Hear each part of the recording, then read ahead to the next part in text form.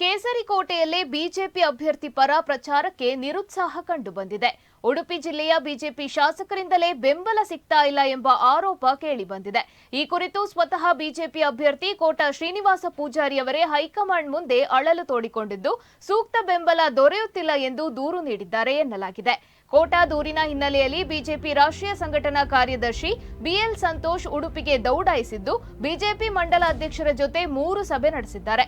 ಕೋಟಾ ಪರ ಪ್ರಚಾರದಲ್ಲಿ ತೊಡಗುವಂತೆ ಖಡಕ್ ಸೂಚನೆ ನೀಡಿದ್ದಾರೆ ಎಂದು ತಿಳಿದು ಬಂದಿದೆ.